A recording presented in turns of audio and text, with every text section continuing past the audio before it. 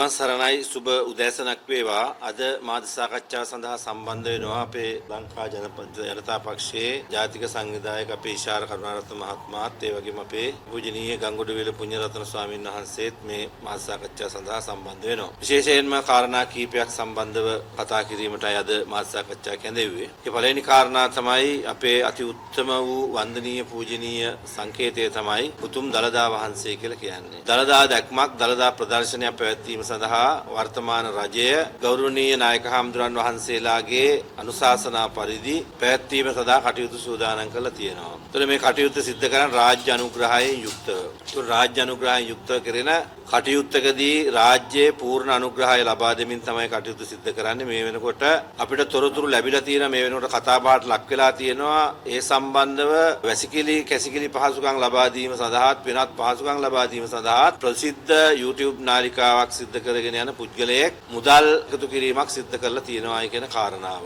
එතකොට ඒ කාරණාව සම්බන්ධව ඒක බරපතල ප්‍රශ්නයක් වැරද්දක් මහානායක හාමුදුරුවෝගේ අවසරයකුත් තොරව රජයේ මැදිහත් වීමකින් අවසරයකින් තොරව තමයි මේ කටයුතු සිද්ධ කරලා තියෙන්නේ. ඒතර මේ වෙන විට අයථා විදියට ලක්ෂ ගණනාවක මුදලක් ඒ මුදල් තැන්පත් කරගෙන තියෙනවා. මේ වෙනකොට ලේඛන මම දැක්ක ඉදිරිපත් කරලා තියෙනවා. වැඩ කරන ලද පුද්ගලයන්ගෙන් කොවිතාංශය ආදී දේවල් පෙන්නවා ලක්ෂ ගණනක මුදලක් මේ වෙනකොට තැන්පත් කරලා තියෙනවා. ඒතර මේ සිද්ධිය සම්බන්ධව වර්තමාන රජයට සම්බන්ධ කෙනෙක් තමයි මේක කරලා තියෙන්නේ. එතකොට දැන් එයා මේ පුද්ගලයා කියනවා ජනාධිපතිතුමාගේ අනුදැනුම පිට මත තමයි මේක සිද්ධ කළේ කියලා. ඒතර මේක වැරද්දක්. මහානායක හාමුදුරන් නොදැනුවත්ව රයිනිකායක ගෞරවනීය මහානායක හාමුදුරන් වහන්සේලාගෙන් අවසරයකින් තොරව මේක සිද්ධ කරා නම් බරපතල ප්‍රශ්නයක් අයථා මුදල් උපදීමක්. දළදා වහන්සේ විකිණීමක් විදිහට තමයි දකින්නේ. නිසා මේ වෙනකොට තාම ඔහුට අදාළ පුද්ගලයාට නීතිය ක්‍රියාත්මක කරලා නැහැ. එහෙම කණ්ඩායමක් හෝ පුද්ගලයෙක් ඉන්නන ඔහුට වහාම නීතිය ක්‍රියාත්මක කිරීම සඳහා කටයුතු කරන්න අපි වෙනස් සිද්ධිය සම්බන්ධව නම් මීට ඉක්මනින්ම මේ පිළිබඳව අදාළ පුද්ගලෝ CID එකකින් අරගෙන ගිහිලා ප්‍රශ්න කරලා ඔවුන්ට නීතිමය නිසි ක්‍රියාදාමය සිද්ධ කරලා ඔවුන්ට කරන්න තියෙන දඬුවම් ලබා දීමේ කටයුතු සිද්ධ කරනවා. නමුත් මේ වනතුරු ඒක සිද්ධ කරලා නැහැ. නිසා අපි ආණ්ඩුවෙන් මතක් කරන මහානායක හල්ලත්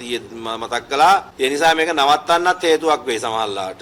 ඒ කියන්නේ මේ දළදා වහන්සේ පෙන්වීම මේක රජයේ මැදිහත් වෙලා අදාළ පුද්ගලයන්ට නිසි දඬුවම් නොදුන්නොත් එහෙම මේක දළදා ප්‍රදර්ශනයේ පවා නැවැත්වීම සඳහා හේතු සාධකයක් වෙන්නත් පුළුවන්. මොකද මේ වගේ අයථා විදියට කටයුතු සිද්ධ කිරීම සම්බන්ධ නිසා කරුණාකරලා අපි රජයට මතක් කරනවා අදාළ නීති අංශ වලට මතක් කරනවා රාජ්‍ය ආරක්ෂාව සම්බන්ධව ඇමතිවරයාට මතක් කරනවා වහාම ඒ අදාළ පුද්ගලයාට නීතිමය පුද්ගලයාට හෝ කණ්ඩායමට නීතිමය ක්‍රියාමාර්ග අරගෙන නිසි ක්‍රියාදාමය සමාජගත කරන්න නැත්නම් මේක නරක පූර්වාදර්ශයක් බවට පත් වෙන්නට ඉඩ තියෙනවා. ඒ නිසා ඒ කටයුත්ත ක්‍රියාත්මක කරන්න කියලා අපි මතක් කරනවා.